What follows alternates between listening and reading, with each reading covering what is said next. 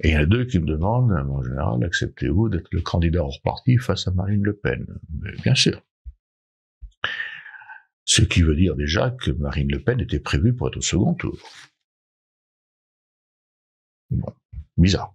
Je dis, d'accord, je me doutais qu'il y aurait des conditions, je me garde de les demander. La semaine d'après, j'arrive en Bretagne pour rencontrer 100 maires. J'arrive, aussitôt arrivé, le téléphone sonne. Et puis un avocat sénégalais au barreau de Paris, c'est bien que je connaissais un peu, c'est bien ce que tu fais. Tu viens chez nous. Chez vous, c'est quoi ça? Ben, au Grand Orient. Ben, j'ai dit non, j'irai pas au Grand Orient. Et pourquoi? Ben, on peut pas servir de maître. On peut pas servir la France, c'est une société secrète.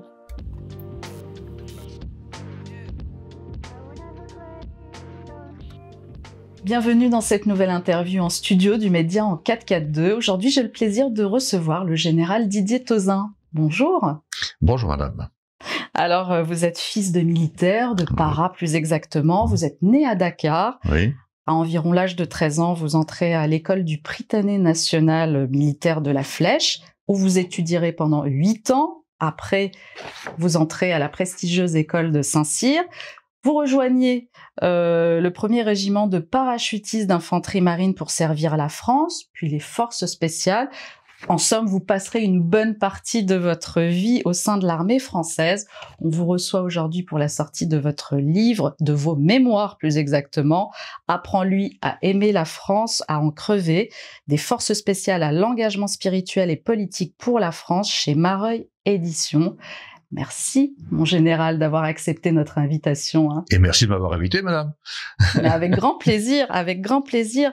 C'est une belle découverte, je dois le dire. C'est un livre à la fois grave, du fait des anecdotes que vous racontez, mais en même temps un livre plein d'humanité, plein de sensibilité, juste et honnête d'ailleurs. Et j'ai été agréablement surprise parce que je ne m'attendais pas en fait à lire de telles mémoires, on va dire. Alors, je vous ai entendu dans une interview dire que les médias veulent vous faire taire. Est-ce que c'est la raison pour laquelle vous vous êtes mis à écrire vos mémoires et à divulguer en quelque sorte des histoires? Ce n'est pas non la raison pour laquelle j'ai écrit mes mémoires, ça m'a été simplement demandé.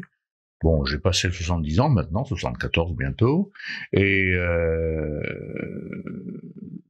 il m'a été demandé, et comme j'ai eu une vie quand même assez riche, du point de vue professionnel en particulier, mais dans d'autres domaines aussi, eh bien, il m'était demandé d'écrire mes mémoires. Et je crois que c'est quelque chose à quoi beaucoup de gens devraient s'atteler, pas forcément des gens qui ont eu une vie trépidante comme la mienne, très pleine d'aventures, de coups, etc. Pas forcément, parce que il faut transmettre à ses enfants, à ses petits-enfants. Je me souviens de mes grands-parents maternels, mais c'était une toute autre époque, et je regrette un petit peu qu'ils aient pas un peu écrit pour me transmettre leur façon de voir le monde, parce que ça, j'en ai très très peu d'idées. Alors c'est important, si vous voulez, pour se situer dans l'histoire d'un pays, dans l'histoire d'une famille,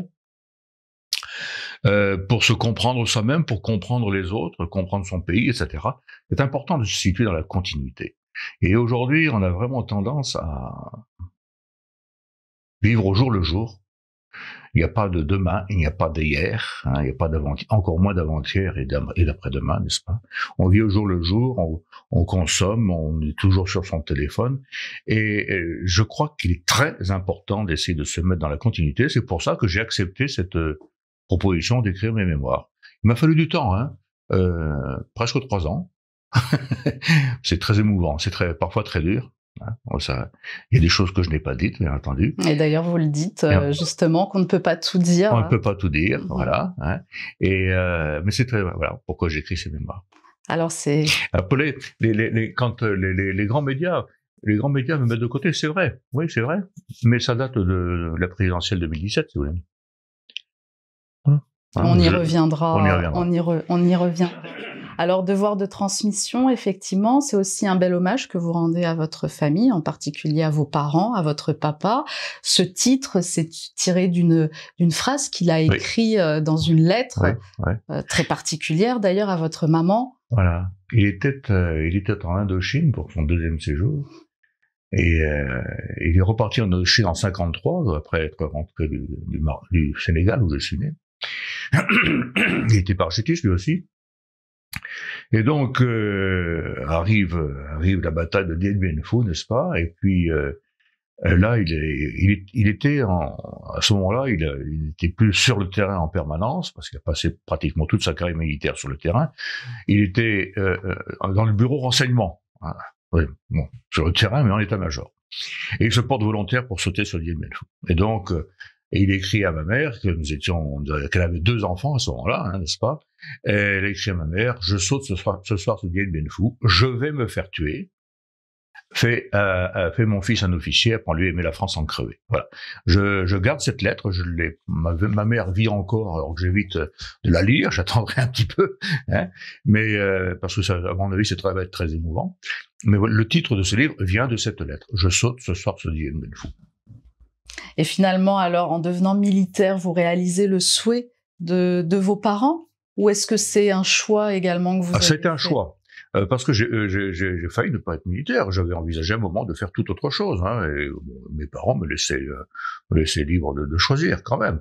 Même si à l'époque on était moins libre qu'aujourd'hui. Hein, il y avait quand même du bien dans cette façon de faire. Il y avait quand même du bien parce qu'il y avait une continuité familiale. C'est très important, la continuité familiale, à travers le temps, y compris les siècles pour certaines familles.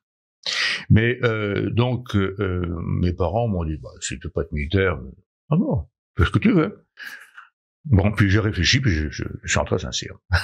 Voilà. Donc il y a une vocation, une vraie vocation pour moi. Mais déjà, à la base, avant de faire Saint-Cyr, vous entrez au Prytanée. Alors ça, c'est autre chose. C'est une école quand même qui est très difficile aussi. Bon, c'était... Si on la compare à l'école d'aujourd'hui... Oui, c'est ça, bien sûr.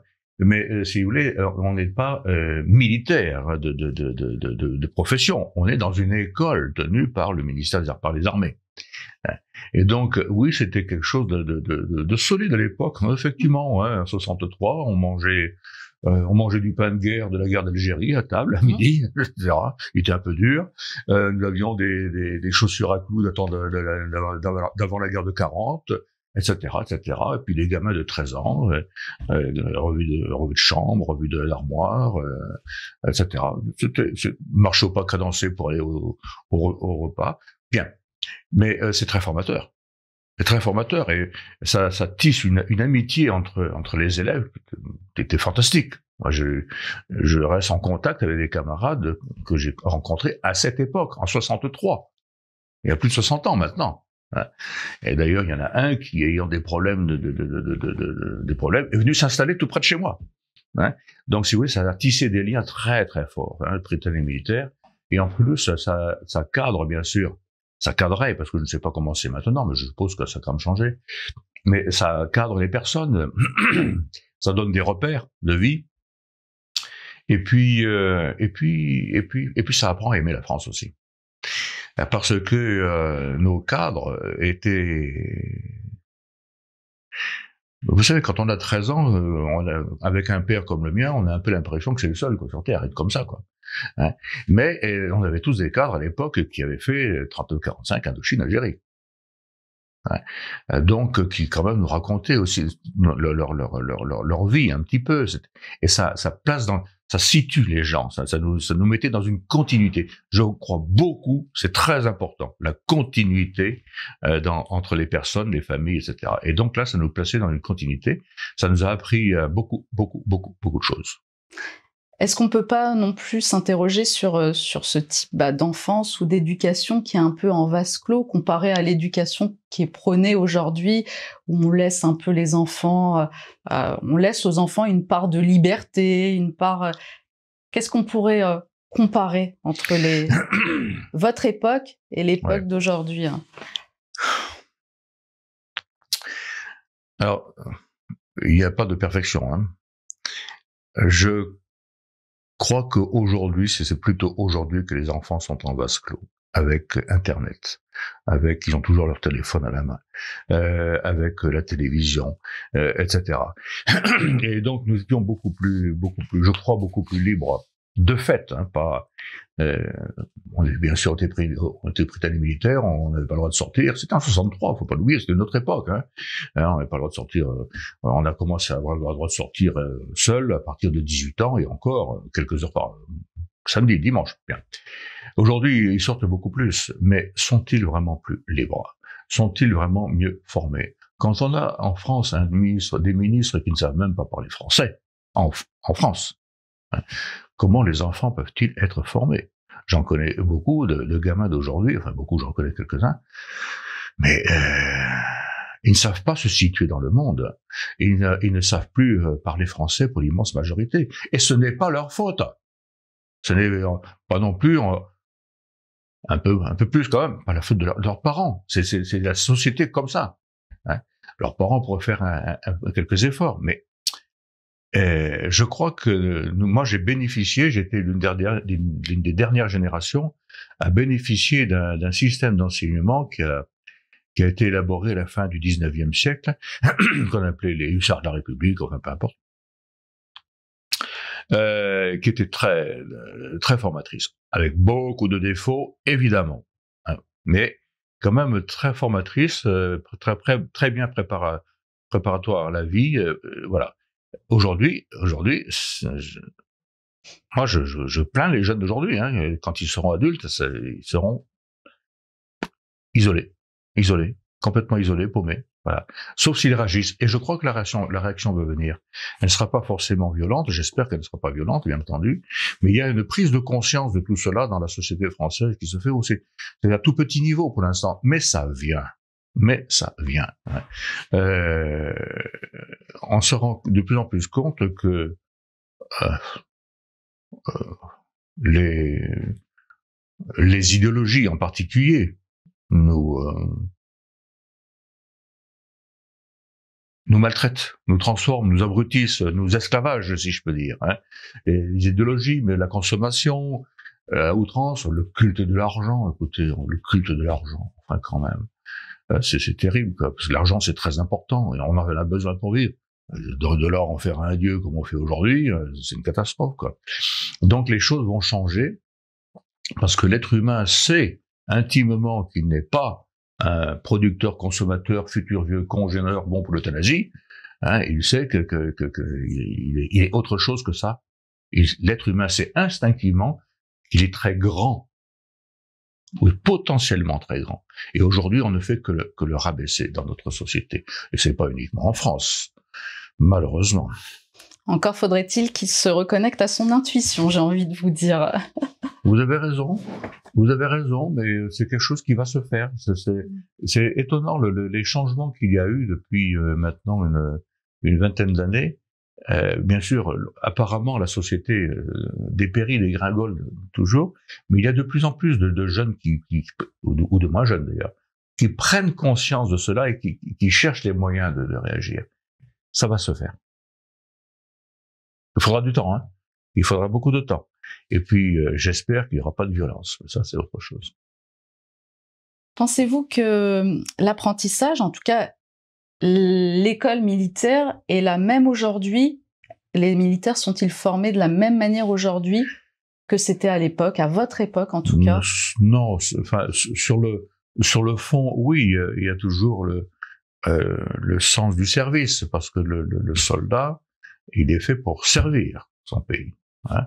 Et il y a au risque de sa peau. Oui, ça c'est maintenu. Il y a forcément des éléments identiques dans les techniques militaires, le combat, le tir, d'accord. Bon, ceci étant, là aussi, il faut que les choses évoluent. Je me souviens, en 74, quand je suis arrivé au premier PIMA pour la fête de la Saint-Michel, mes parents sont venus. Et mon père avait quitté l'armée 12 ans avant. Après la fête de Saint-Michel, il me dit, bon, c'est plus mon armée. C'est-à-dire que c'est normal, les tempéraments évoluent, la culture évolue, tout évolue. Hein. Et quand je retourne maintenant dans mon ancien régiment, à Bayonne, je vois énormément de changements. Parfois, je me sens un petit peu déphasé. C'est normal. Et ça sera vrai pour eux quand ils auront mon âge.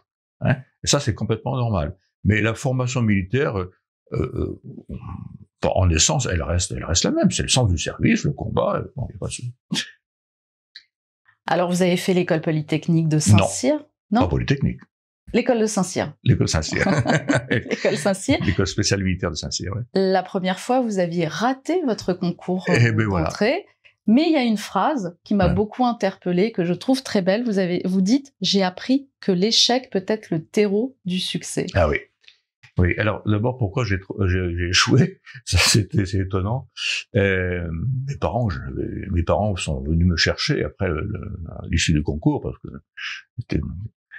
et puis le proviseur va les voir, parce qu'il savait très bien que mon père était proviseur qui était un homme très très ferme, hein, très ferme. Je dis, bon, votre fils a échoué, mon père, en fait, parce qu'il a trop travaillé, Monsieur Tauzin. Ah bon? Oui, il a trop travaillé. Voilà, il faut qu'il prenne des vacances, il faut qu'il se repose. J'avais trop travaillé pour le faire. Voilà, et c'est essentiellement. Et je m'en souviens très bien parce que je suis par exemple en colle d'histoire, je suis tombé sur un sujet que je connaissais parfaitement. Trou noir, terminé. Donc viré. Et donc et ça a été très intéressant ça parce que c'était le premier échec. J'en ai eu d'autres avant, bien entendu, mais que j'ai pris comme un échec, que j'ai vraiment raisonné de ma vie. Et oui, effectivement, ça apprend beaucoup. D'abord l'humilité.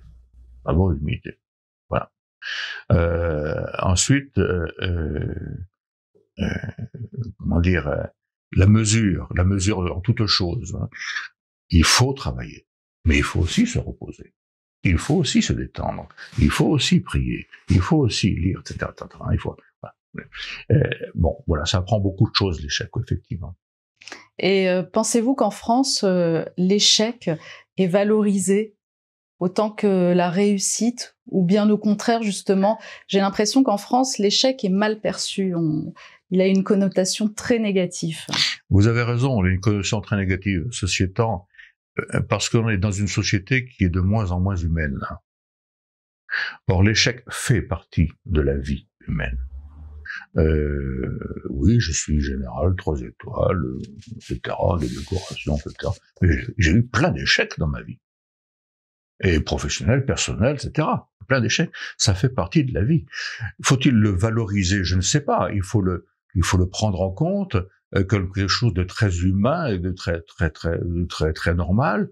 Et il faut surtout que la personne qui échoue ne soit pas rabaissée.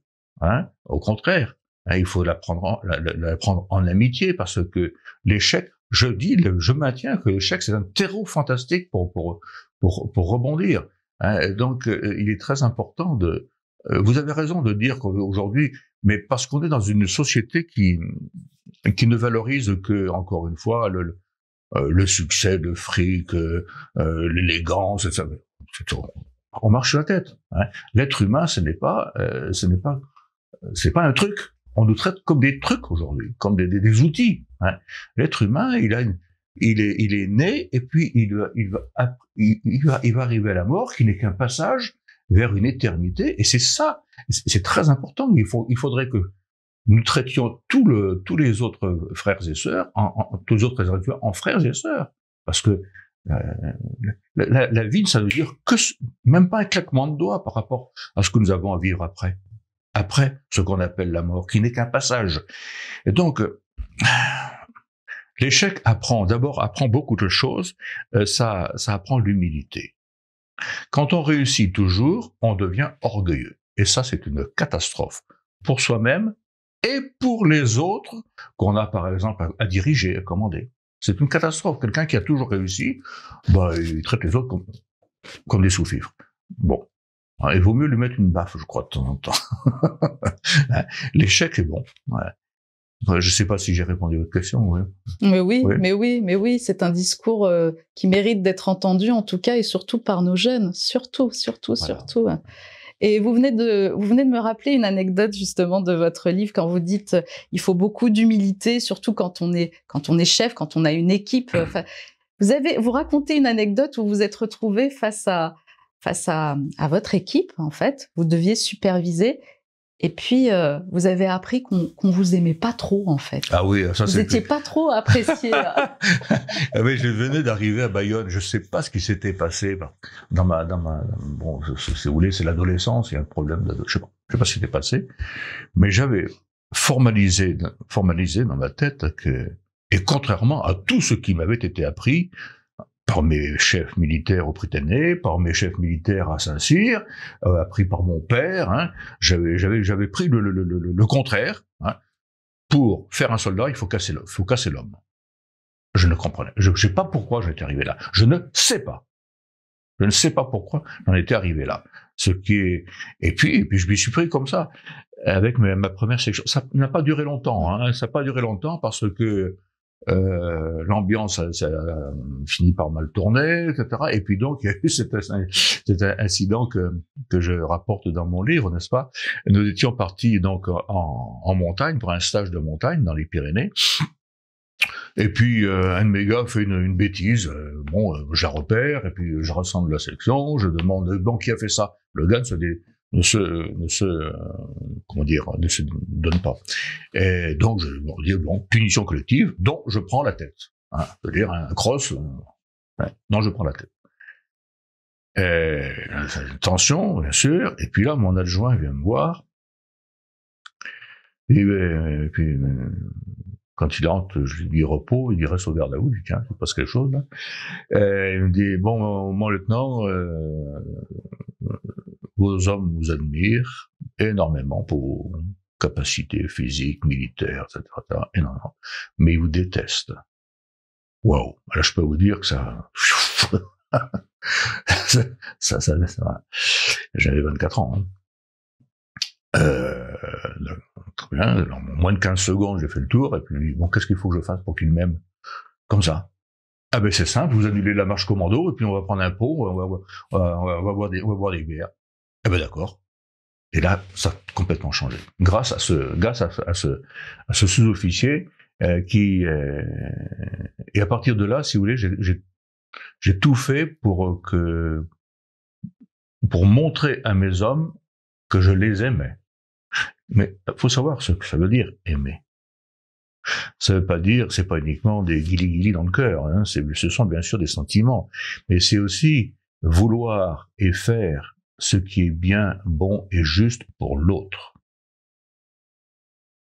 qui n'est pas un outil, qui est un être humain avec la même dignité que nous, que moi devant le Créateur, exactement la même. Il est mon subordonné, d'accord, mais nous avons la même mission de combat, etc., etc. Donc aimer, c'est aider, c'est bon. À partir de là, si vous voulez, mon comportement a beaucoup changé et je n'ai plus jamais eu le même genre de problème. Hein. Il a fallu quelque temps, bien sûr, parce qu'on passe pas du coq à l'âne en 3 jours, mais ça c'est vraiment très vite arrangé et jusqu'à la fin de mes jours, enfin de ma carrière. De votre carrière, voilà, surtout précisez bien. Et c'est vrai que cette notion d'amour est très présente dans votre livre. Oui. On le ressent énormément, vous en parlez beaucoup, et c'est pour ça qu'il est touchant et émouvant, ce livre. Je voudrais qu'on reste encore sur votre carrière militaire. Il y a une de vos expériences qui m'a frappée, c'est ce stage de survie au Brésil. Ah oui. Alors là, je dois dire que vraiment, faut s'accrocher. Et là, il faut que vous m'expliquiez comment ça se passe. On a l'impression d'être dans un film, mais en fait, c'est la réalité. Quel mental il faut pour faire face à toutes ces épreuves. Alors, vous le dites à la fin, je sais plus sur combien vous étiez un groupe de... Nous étions 40 au départ et nous en avons terminé à 19. Et vous avez su... Le dernier ayant été viré 1 heure ou 2 heures avant la fin du stage. Oui. Et c'est impressionnant. Alors, vous racontez, c'est impressionnant, en fait. Qu'est-ce qui vous anime? À quel moment vous vous dites, finalement, non, je vais aller au bout de cette expérience parce que c'est ce que je veux faire, c'est ce qui m'appelle, en fait. Je crois qu'il y a d'abord toute la formation que j'avais reçue depuis l'âge de 13 ans. Prytanée militaire, ensuite Saint-Cyr, Ensuite, la formation force spéciale au premier climat. Quand j'ai fait ce stage, j'en avais 29. Hein, donc, 16 ans de formation d'ailleurs, avant, formation de la volonté, formation de physique, etc., etc. Hein, donc, et puis accepter certaines humiliations ou qu'on conçoit comme des humiliations. Bien, il y a toute la formation que j'avais derrière moi qui me donnait quand même un sacré capital de solidité, si je peux dire.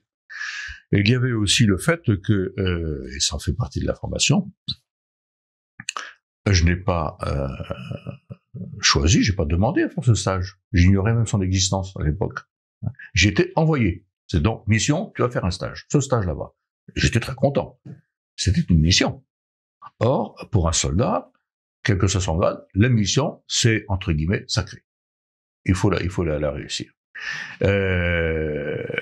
Il y avait aussi la camaraderie avec les autres stagiaires, hein, qui était parfois difficile parce que je peux vous dire, mais ça aussi qui m'a aidé. Et puis il y a mon tempérament. J'aime beaucoup ces défis. J'aimais beaucoup ces défis physiques, psychologiques. Voilà, je suis un petit peu parachutiste sur les bords, quoi. Il faut en vouloir, en tout cas. C'était un souvenir magnifique, hein, un souvenir absolument magnifique, mais effectivement très très très dur, parce que il y a en particulier une semaine au cours de laquelle nous avons dormi 4 heures dans la semaine au total, pas 4 heures par jour, 4 heures au total dans la semaine. C'est épuisant, c'est terrible, hein, c'est terrible. Voilà. On a plus d'autres souvenirs. Par exemple, dans ce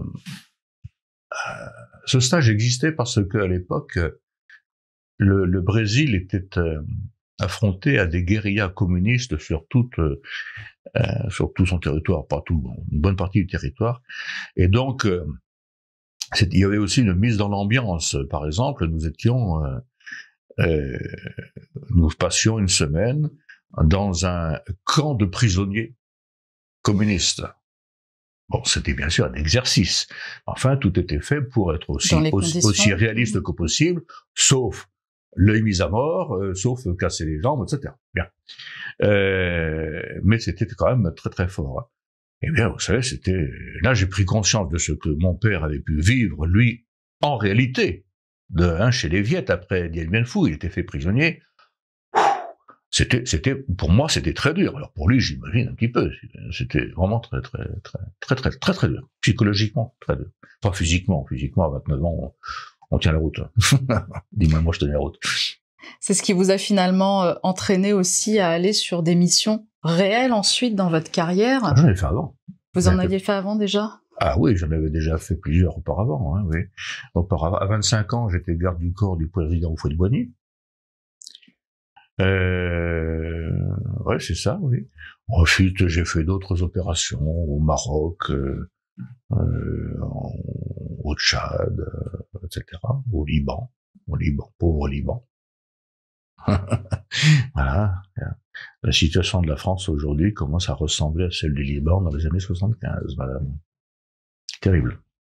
Et là, je voudrais qu'on parle d'un événement aussi qui vous a beaucoup marqué, qui vous marque encore aujourd'hui, c'est celui du Rwanda. Voilà. Voilà, vous en parlez longuement dans votre livre. Oui. Alors, pourquoi j'en parle longuement? D'abord, bien sûr, c'était une opération une suite d'opérations. Moi, j'en ai fait 2 importantes, hein, mais le régiment a été en opération au Rwanda du début 1990 jusqu'à la fin 94. Il y avait en permanence des détachements. C'était des opérations très dures. Alors, d'un point de vue militaire, par exemple, je crois que très peu de gens ne peuvent prendre conscience des capacités des forces spéciales. Nous ne sommes pas des surhommes, certainement pas, ça n'existe pas. Mais avec une formation, un entraînement tout à fait particulier. Si bien qu'en février 93, quand je suis envoyé là-bas au Rwanda, Kagame venait de rompre les accords de cessez-le-feu de l'année précédente, donc il déferlait vers Kigali à toute vitesse. Les expatriés commençaient à partir. Bien. Donc, je suis envoyé là-bas. Nous étions 67 au total du premier PIMA, et en face, entre 18 et 20 000.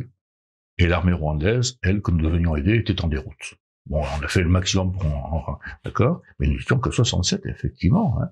Et donc, on a réussi à arrêter quand même. C'est quand même pas mal. Hein.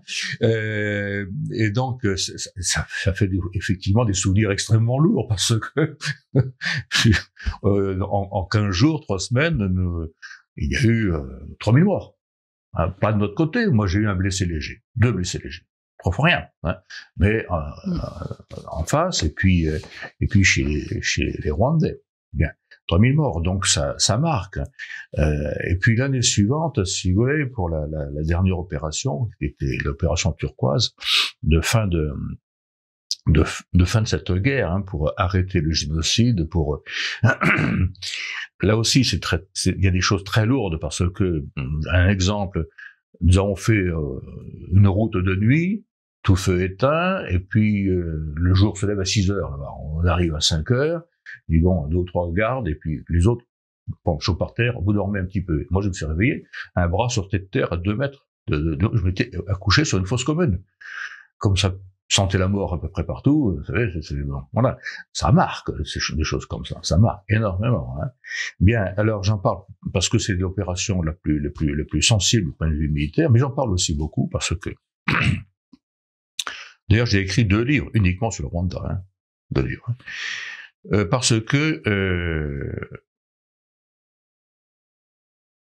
au retour, j'étais terriblement calomnié. Alors, il faut faire la différence entre la calomnie et la médisance. Médire de quelqu'un, c'est dire le mal qu'il a réellement fait. Calomnier, c'est inventer. Inventer. Moi, j'étais calomnié. Hein. Il a été dit dans les journaux, etc., hein, que j'avais non seulement participé au génocide, mais même organisé en partie le génocide, que j'avais organisé des viols de masse, etc., etc. Bon, et ça m'a cassé les reins, bien sûr. Ça fait énormément de mal. Et donc, si vous voulez, et puis à ce moment-là, aucun chef politique pour nous défendre, hein, aucun chef politique pour nous défendre. Je me suis vraiment souvenu, là, à ce moment-là, de mon père qui me disait « les politiques méfitant comme de la peste ». Les politiciens, voilà. Donc, et c'est très lourd, très très lourd à porter des calomnies de ce genre, hein, pour la famille, pour soi, pour les réseaux d'amis, etc. Les certains qui commencent à vous regarder comme ça, bon, c'est vraiment très dur. Donc, j'avais écrit un premier livre avant de porter plainte contre un journaliste, d'ailleurs, dans le cadre de l'association France Turquoise. Nous avons gagné notre procès. On a eu 1 euro de dédommagement. C'est énorme. Hein. Bon, enfin, peu importe. Mais on a gagné le procès.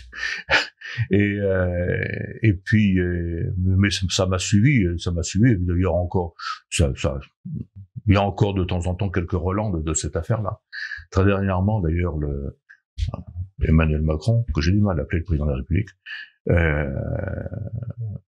il n'a pas dit que nous avions participé, mais enfin que la France était responsable largement du génocide au Rwanda, ce qu'il faut. Ce qu'il faut. C'était le seul pays au monde à faire quelque chose pour essayer d'éviter ou de l'arrêter. On n'a pas réussi. D'accord. On n'a pas réussi, c'est pour des raisons essentiellement politiques. Mais c'est-à-dire que les attaques contre la France et les militaires français qui ont participé aux opérations au Rwanda continuent, et ça c'est lourd. Il suffirait pourtant qu'on laisse la parole à de vrais journalistes, par exemple un journaliste d'origine africaine, Charles Onana, hein, ou bien Bernard Lugan, ou d'autres encore. Il y a une journaliste dont j'ai oublié le nom maintenant, une journaliste canadienne, et qui était à une certaine époque très très anti-française. Elle était certaine que la France avait radicalement changé d'avis, parce qu'elle a étudié l'affaire. Mais nos hommes politiques n'étudient pas, ils ne font pas étudier. Voilà.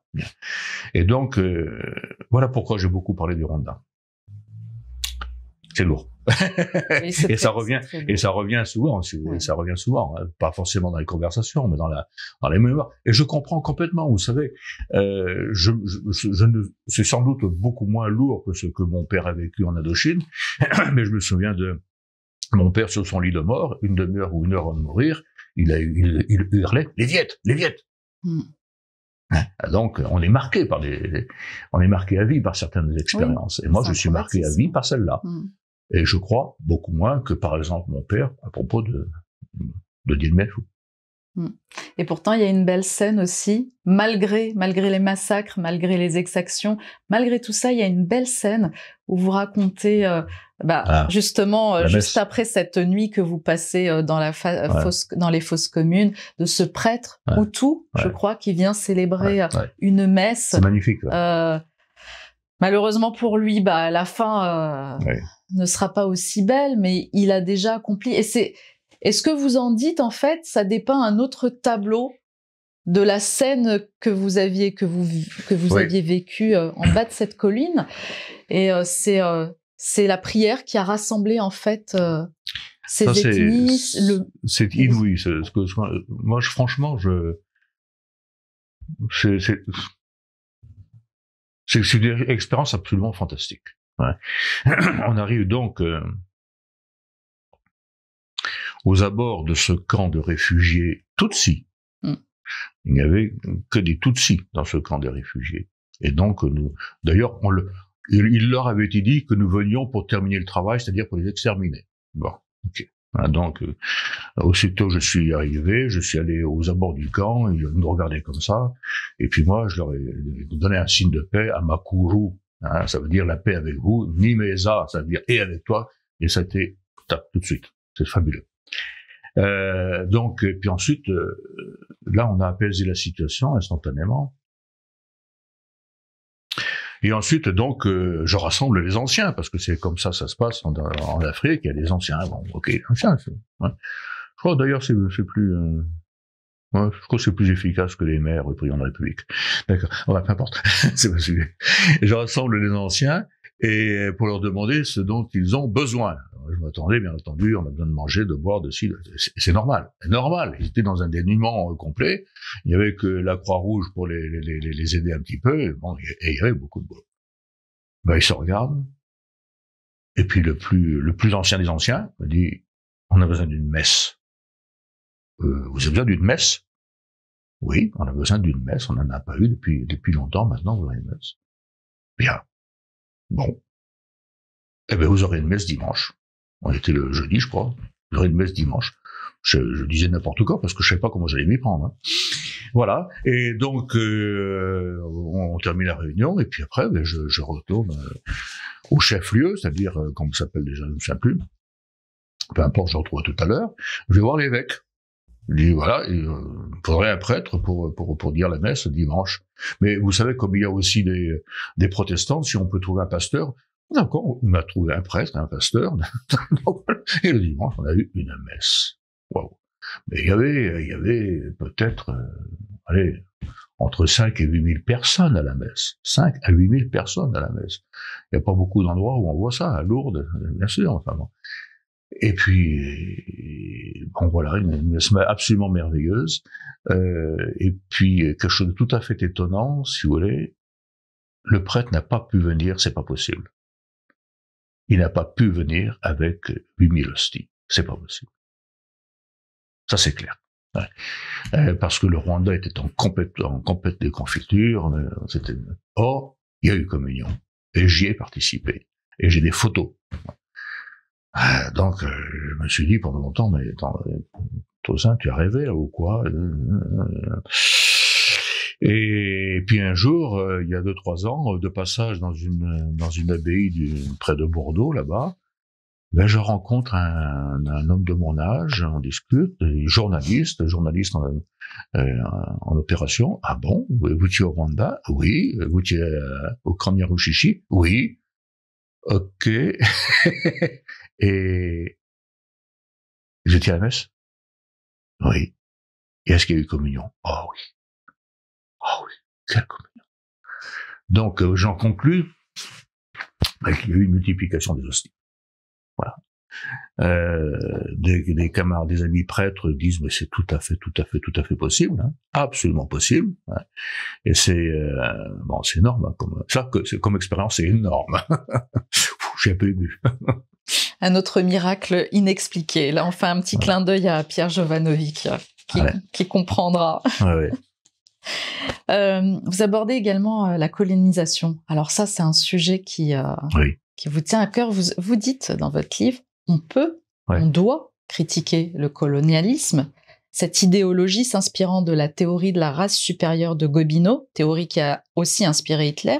Oui. Mais contrairement à ce qui nous est asséné à longueur de journée aujourd'hui, la colonisation, autrement dit l'action concrète d'hommes et de femmes de terrain, fut une œuvre très féconde parce qu'elle était fondée inconsciemment dans la plupart des cas, mais très concrètement sur la formule superbe du maréchal Lyautey, ils ne sont pas inférieurs, ils sont autres. Oui, je maintiens complètement. Aujourd'hui, et ça, je crois que c'est volontaire. Ouais. Autrefois, à l'école, on apprenait vraiment la différence. Les définitions de chaque mot étaient très précises. Et ça construit. Ça construit l'intelligence, ça construit la culture. Hein. Aujourd'hui, on mélange tout. Je prends deux exemples.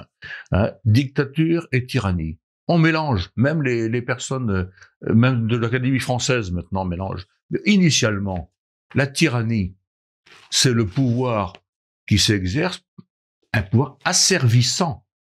C'est-à-dire le chef asservit les autres à son profit, au profit de ses camarades, de sa famille, etc. Et il les a servis au point de parfois les massacrer pour garder le pouvoir. Tandis que le dictateur a été appelé par le souverain, que le souverain soit un roi, le peuple, peu importe, pour un temps déterminé, pour une mission particulière. Il était au service. Le dictateur était au service. Hein, ça, je le dis aussi quelque part dans mon livre. Ça, c'est une distinction très importante. Là, pour ce qui sont conscients de cette affaire, on mélange toujours colonialisme et colonisation. Ce sont deux choses distinctes. Bien sûr, le colonialisme est à l'origine de la colonisation. Mais je leur dirais que, fort heureusement, les colonisateurs, dans leur grande majorité, ont trompé les colonialistes. Le colonialisme, c'est une idéologie, quelque chose une idéologie absolument horrible, qui vient malheureusement d'un Français, Arthur de Gobineau, hein, la théorie de la race supérieure à la fin du 19e siècle, du fait constatant que l'Europe était plus développée économiquement, etc., forcément, ça voulait dire forcément que les Blancs étaient supérieurs aux autres. Une bêtise gigantesque, c'est immonde. Et c'est radicalement opposé aux racines de notre civilisation.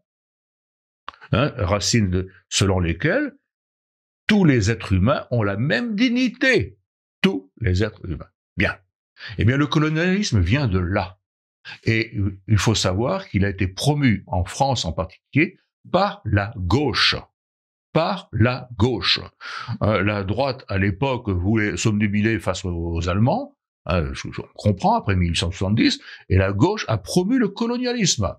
Et effectivement, le maréchal Lyautey, qui était très mal vu à l'époque parce qu'il n'était pas de gauche, et de loin, hein, eh bien, lui disait, non, ils sont pas inférieurs. Lui, il était dans la droite ligne de la civilisation française, de la civilisation, de la culture européenne occidentale, qui est de racines essentiellement chrétiennes, judéo-chrétiennes, mais aussi grecques et romaines. Non, ils ne sont pas inférieurs, ils sont autres, ils sont différents. Et oui, vous êtes différent de moi, madame, dites-vous. Hein, voilà. Et donc, et sur le terrain, ces gens-là, avec Lyautey ou avec bien d'autres, ont fait un travail magnifique. Et j'en ai des centaines de preuves. Hein, je vais n'en donner que 2 ou 3, hein, que j'ai déjà donné dans d'autres émissions. Par exemple, j'étais garde du corps du président Houphouët-Boigny en 75-77. C'était un grand bonhomme qui, ne l'oublions pas, avait été ministre d'État de la 4e République avant l'indépendance. Avant l'indépendance, c'est-à-dire que, alors que la Côte d'Ivoire était colonie, eh bien, nous avions un ministre d'État qui venait de Côte d'Ivoire. Hein. De même, nous en avions qui venaient du Sénégal, Léopold Sédar Senghor, etc., etc. Il y en avait d'autres. Hein. Donc, un très grand monsieur, qui aurait pu être mon grand-père d'ailleurs, par l'âge, et qui me dit un jour, mais enfin, écoutez, j'ai dit au général de Gaulle, j'ai dit au général, mais l'indépendance, oui, mais on n'est pas prêt. On n'est pas prêt. Attendez 50 ans. Vous êtes pressés de nous mettre à la porte. Voilà, on vous doit tout. Il m'a dit, mais écoutez, les soldats français, moi, me dit-il, j'ai appris à lire, écrire et compter. J'étais assis sous un bananier, c'était un sergent de l'armée française qui m'apprenait à écrire. Et vous avez asséché les marais, vous avez irrigué les déserts, vous avez fait, etc. Le deuxième à m'avoir dit ça, le deuxième exemple que je donnais, parce qu'il y en a eu beaucoup d'autres c'est l'an dernier, j'ai rencontré un cardinal africain, cardinal Sarah. Nous avons passé une journée ensemble, et il me dit à peu près la même chose que le président Houphouët-Boigny. Il dit, mais on vous doit tout. Pourquoi vous nous avez abandonnés? C'est-à-dire que, et d'autres choses encore.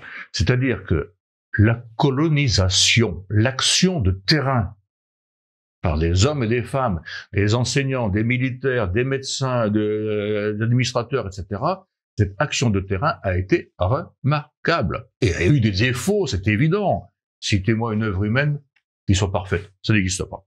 Ouais. Il y a eu des défauts, évidemment. Mais c'est un progrès gigantesque, en particulier pour les colonies africaines noires, mais aussi pour l'Afrique du Nord. Hein. Par exemple, l'empire colonial français, l'empire colonial d'Afrique, c'est-à-dire d'Alger à Pointe-Noire, de Dakar à Djibouti, en 1920, avait la même population en quantité, 40 millions d'habitants, même population que la France métropolitaine, 40 millions. Aujourd'hui, combien? 1,5 milliard, à peu près. Pourquoi? Mais demandez aux Africains. Hein, mais pourquoi? Mais parce qu'on a soigné, on a irrigué, on a instauré la paix. Un autre Africain me dit il y a une quinzaine d'années en France, hein, un prêtre,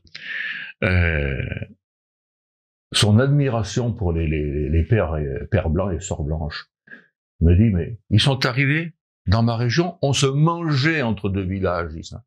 On se mangeait. Hein. D'ailleurs, certainement quelques-uns d'entre eux ont été mangés aussi. Et oui. Donc ça fait des progrès gigantesques en matière de civilisation, dans tous les domaines, ce qui a permis un développement de la population. Un autre, il y a quelque temps, j'ai fait un séjour au Burundi, un séjour de 2 ans au Burundi en 88-90. Et l'un de mes adjoints, célibataire, a décidé de rentrer du Burundi en France, à Mont-de-Marsan, où il était affecté, par la route. Par la route. C'est pas une petite affaire quand même, hein, d'accord? Et il est parti avec sa voiture, et son frère, ils sont rentrés. Aucun problème de ravitaillement en essence, en nourriture, aucun problème de sécurité. Aucun problème. Il a traversé donc le Congo Kinshasa, la Centrafrique, le Tchad, le Niger, le Sahara, le Maroc, et puis il est arrivé en Espagne, etc. Aucun problème. Aujourd'hui, trouver un endroit en Afrique où il y a de la sécurité, il n'y en a plus. Hein. Et j'ai discuté de cela avec un camarade africain il y a quelques années. J'ai cité ce cas, cet exemple du camarade qui rentre en voiture, me dit c'est pas possible, je me dis si, voilà. Et donc cette paix qui régnait en Afrique, elle était aussi un bénéfice de la colonisation. Encore une fois, madame, ça n'a jamais été parfait. Hein. Et on pourrait citer la même chose pour l'Afrique du Nord. Quand j'ai fait plusieurs petits séjours, j'ai fait un séjour de 2 ans avec mes parents, mais j'étais gamin, au Maroc. Et ensuite, je suis allé 2 ou 3 fois pour travailler avec l'armée marocaine. Eh bien, et ça, c'était dans les années 70, 75. Pardon. eh bien, il y avait encore pas mal de Marocains qui considéraient que le maréchal Lyautey était le père du Maroc moderne. Je l'ai entendu dans la rue, le père du Maroc moderne. C'est quand même pas mal. Hein, bon, voilà, je vais m'arrêter là parce que mais je crois que aujourd'hui, il y a une volonté en France, et ça c'est terrible, c'est une trahison, une volonté de salir la France et ce qu'elle a fait. Elle n'a pas fait que des bonnes choses. Citez-moi un pays qui n'a fait que des bonnes choses, ça n'existe pas. Citez-moi une personne qui a fait, ça n'existe pas. Ouais. Mais il y a une volonté de la salir, de la détruire peut-être, je sais pas. Et ça a des répercussions terribles, parce que jusque dans les années 90, je l'affirme parce que je l'ai entendu des centaines de fois, hein, les Africains d'Afrique noire en particulier considéraient la France comme leur mère. Leur mère. Maintenant, bien sûr, c'est une chamaillerie entre des enfants et leur mère. Ce que nous vivons en ce moment, ça peut se réparer. Ça va être difficile, mais ça peut se réparer. Et maintenant, les rapports sont terribles. Alors, je vais vous faire réagir à des propos tenus par Dominique de Villepin, qui est en visite à Alger. Et hier, il a déclaré, je le cite, « Les excuses sont incontournables. Il est essentiel pour la France de demander pardon à l'Algérie pour les crimes perpétrés durant 132 ans de colonisation. » Ouais, bien sûr. Je sais que je vais vous faire bondir. Ouais. Eh bien, moi je dis très sincèrement, De Villepin est un traître. Voilà. Parce que, évidemment, là non plus, ça n'a pas été parfait. C'est évident. Bien. Est-ce qu'on a demandé aux Algériens de se repentir des crimes qu'ils ont commis au moment de l'indépendance, parce qu'il y en a eu quelques-uns, qui ont été pas mal non plus. C'était quelque chose de terrible. Alors, je suis pas d'accord du tout avec cette appréciation. Voilà. Et là, c'est pareil.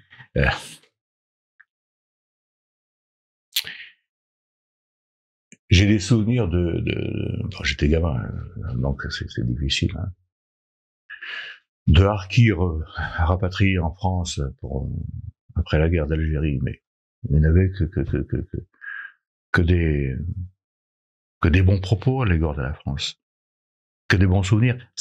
Ça n'a pas été parfait, c'est évident. Enfin, moi je comprends pas que ou alors je comprends trop bien que ces propos-là, comme ceux d'Emmanuel Macron. Une guerre, c'est toujours terrible de part et d'autre. Mais une guerre, c'est toujours terrible de part et d'autre. Mais il n'y a pas que la guerre. Il n'y a pas que la guerre. Il y a tout ce qui s'est passé avant. Écoutez, encore une fois, je vais prendre sur la longue durée. Sur la longue durée, quand on a commencé à conquérir l'Afrique du Nord, l'Algérie, il n'y avait pas 500 000 habitants. Pas 500 000 habitants. Peut-être 500. Quand nous sommes partis, il y en avait 20 millions. À peu près. D'accord. Vous me direz, c'est bon, et alors? D'accord, mais ça veut dire quoi? Ça veut dire que les conditions ont été créées pour que la population se développe. Les conditions et matérielles, et intellectuelles, etc. C'est-à-dire qu'il y a, même si ça n'a pas été parfait de très loin, eh bien, il y a eu quand même un effet bénéfique énorme de la colonisation. Voilà. Et puis, ces gens-là, comme Dominique de Villepin, pourquoi font-ils cela? Je ne comprends pas. Je ne comprends pas. Soit ils sont achetés et ils veulent détruire la France, soit ce sont des lâches qui face au président algérien, je sais pas. J'ai eu un camarade à l'école de guerre. 2 camarades algériens à l'école de guerre. 2 camarades. Dont l'un, on était bien camarades tous les 2. Et puis on se retrouvait assez souvent autour d'une bière. Et puis, il n'avait quasiment que des loges pour l'époque française. Il avait été dans le FLN. Il avait combattu contre la France, et puis il nous disait, mais on vous demandait un verre d'eau, vous nous avez donné un tonneau, on s'est noyé. Des choses comme ça, voyez-vous. Et lui, il était persuadé, il avait une culture très très proche de la mienne. Il était persuadé qu'il y avait eu d'immenses bêtises au cours de cette guerre et après cette guerre. La France n'était pas... Non, la France et l'Algérie n'ont pas dû se séparer. Point. Alors, moi, j'en veux De Gaulle. Enfin bon. Ça, c'est une autre histoire. Un mot sur un sujet d'actualité, sur la Nouvelle-Calédonie. avec ce qui se passe en ce moment avec les Kanaks, le peuple autochtone. Qu'est-ce que vous en pensez? Je connais un tout petit peu la Nouvelle-Calédonie. J'y suis allé 2 ou 3 fois pour des périodes très brèves. Ce que je pense, c'est que là aussi, d'abord, il y a certainement de l'influence extérieure. Il y a aussi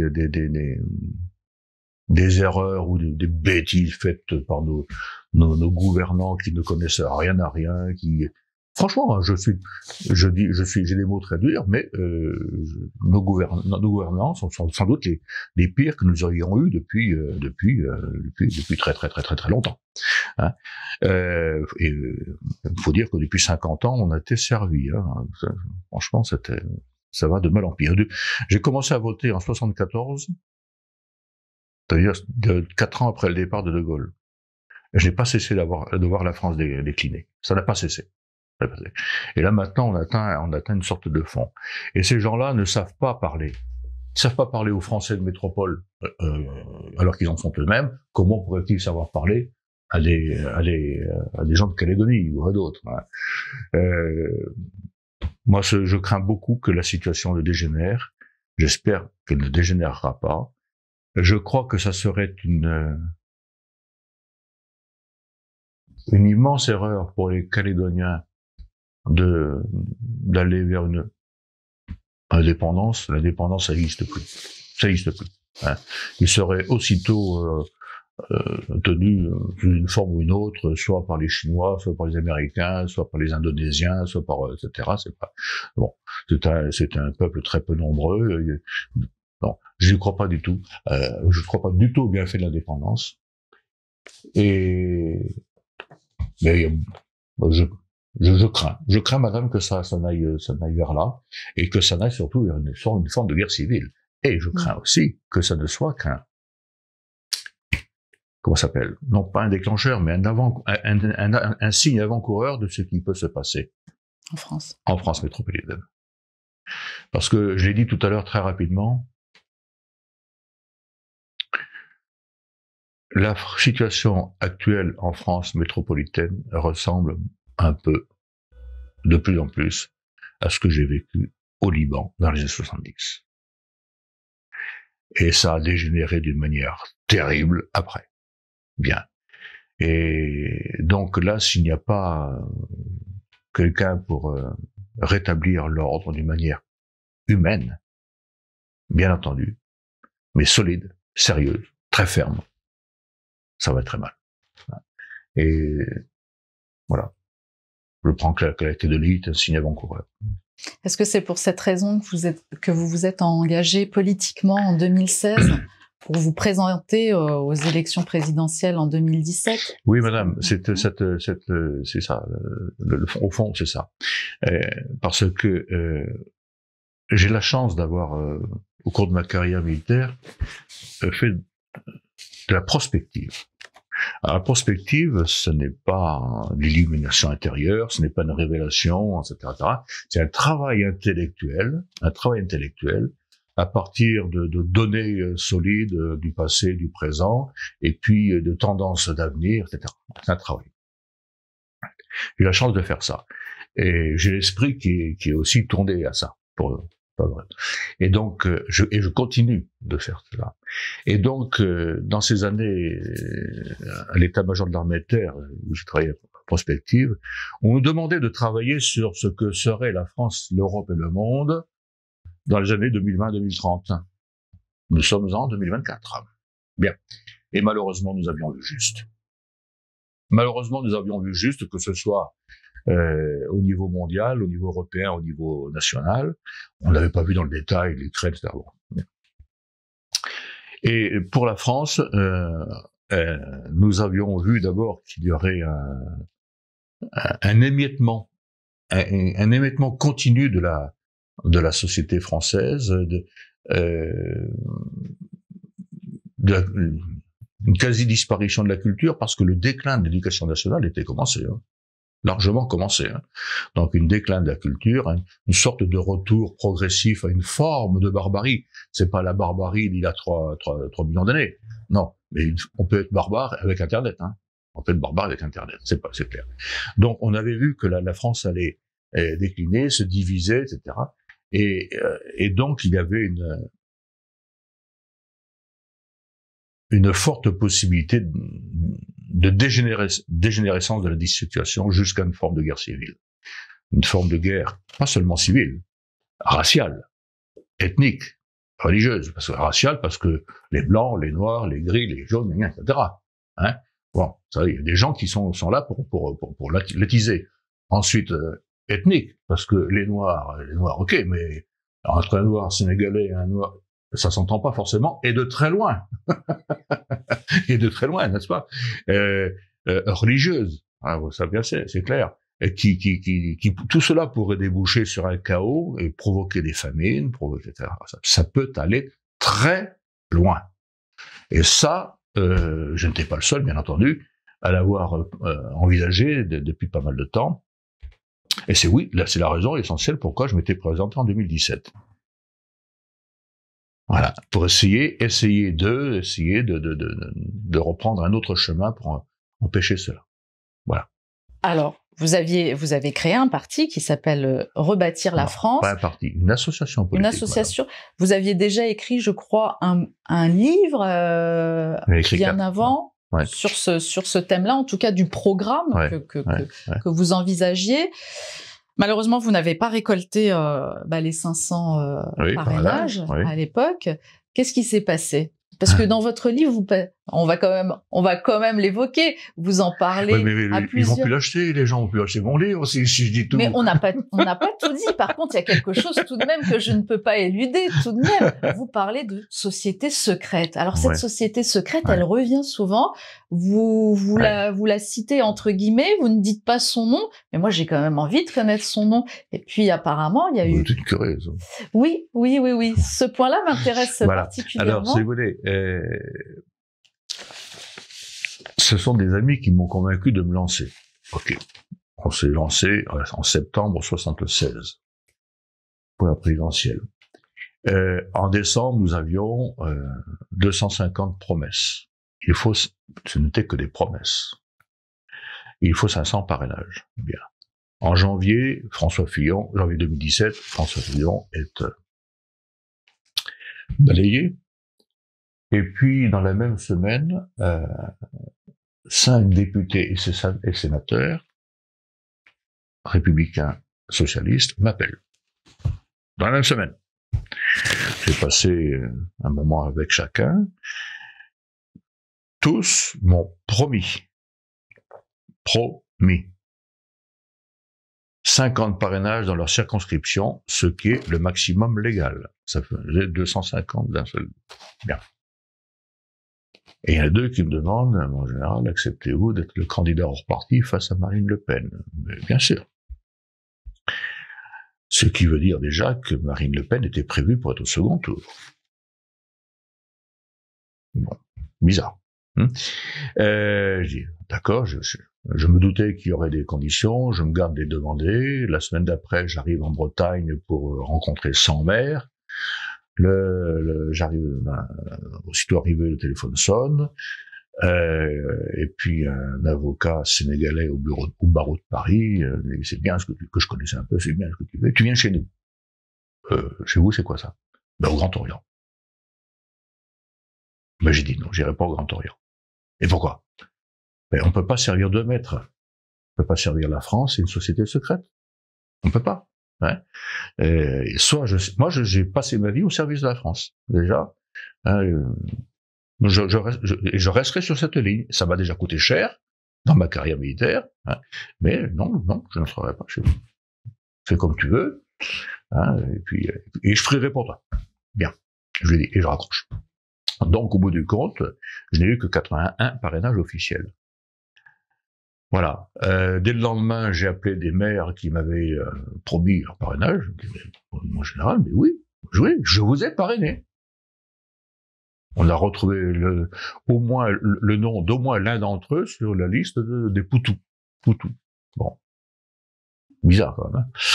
Voilà. Et dans les 2-3 mois qui ont suivi, au cours de conférences, des gens qui qui m'inspirait confiance. Je ne peux pas dire c'est une certitude, mais m'inspirait confiance. Et 2 personnes au moins m'ont dit, non, vous n'avez pas eu, et qu'il y avait des informations de l'intérieur du Conseil constitutionnel, non, vous n'avez pas eu 80 parrainages, vous en avez eu 1000. Mais, bien, voilà. Donc voilà, vous avez la réponse. Oui, mais c'est très intéressant. Et ça, oui, c'est intéressant, mais ça veut dire quoi? Mais c'est grave, madame. C'est grave parce que ça veut dire que nous ne sommes plus que dans une pseudo-démocratie. Voilà. Je l'avais dans cette comment s'appelle campagne présidentielle. Je n'avais, à ma connaissance, rien à me reprocher. Je n'avais acheté personne, acheté aucun journaliste, rien. J'avais simplement travaillé. Et ce sont donc des francs-maçons qui m'ont barré la route. Alors que il y avait une adhésion de plus en plus forte. Et ça, je la sentais. Et ça m'était dit. Hein, j'ai même été invité 2 ou 3 fois dans des émissions de télé, des grandes télés, n'est-ce pas? Ça n'a pas duré longtemps parce que j'ai même été viré par, je sais plus comment ça s'appelle, parce que j'étais pas dans la ligne du parti, n'est-ce pas? Voilà. Mais ça veut dire que notre démocratie n'existe plus. Hein, elle est complètement maintenant sous la férule de sociétés secrètes, du grand capital, etc. Le peuple, c'est rien maintenant. Voilà. Et aujourd'hui, moi, je comprends complètement les gens qui ne veulent pas aller voter. Parce qu'il y en a marre d'être pris pour un imbécile, quoi. Ouais. La France n'est pas une démocratie, n'est plus une démocratie. Elle est sous tutelle. C'est une forme voyez-vous, c'est une forme de tyrannie. Je parlais tout à l'heure de tyrannie, vous savez, hein, la personne qui prend le pouvoir pour se servir, lui, et qui est prêt à tout diviser, eh bien, c'est une forme de tyrannie. La tyrannie des partis, la tyrannie des idéologies qui divisent les Français. Il y a combien de listes pour les européennes, là? Je ne sais plus combien, une trentaine, je sais plus. Hein? Pourquoi tant de listes? Mais pour permettre aux grandes listes d'émerger. Voilà. On divise plein de gens et pour permettre aux grandes listes d'émerger. C'est tout. Voilà. Donc, c'est une forme de tyrannie. Et ça, c'est grave. Parce que ça peut aller très loin. À vous. C'est très grave. Et qui serait le successeur d'Emmanuel Macron? Parce qu'en 2023, quelqu'un vient vous chercher ou vous appelle, je ne sais plus, quelqu'un encore d'une société secrète, et vous dit, alors je vous cite, on ne veut plus d'Emmanuel Macron, on a pensé à vous pour le remplacer. En 2023. Oui, en 2023, c'est ça, oui. Et donc, on est resté un petit moment au téléphone, et je dis, mais qui êtes-vous? Eh ben, nous sommes une loge. Je dis, mais je suis désolé, non, je n'irai pas. Vous les intéressez. Mais oui, je ne les dirai pas, pour toujours les mêmes raisons. On peut pas servir la France et comment dire, et une loge. De même qu'on peut pas servir la France et vouloir absolument faire carrière, parce que faire carrière, c'est se servir soi-même, etc. Hein, et donc, moi, j'ai décidé de servir la France. Point. Ça veut pas dire que je vous méprise, non, le problème n'est pas là. C'est pas ça. Hein. Mais j'ai décidé de servir la France seul. Maintenant, où en sont-ils maintenant? Je ne sais pas. Je sais que ce que je crains, voyez-vous, c'est que maintenant on aille vers de gros problèmes en France. Hein. Le gros problème. Hein. On parlait de la Nouvelle-Calédonie, mais maintenant on en est à combien de coups de couteau par jour en France? On en est à combien de viols de vieilles femmes en particulier en France, etc.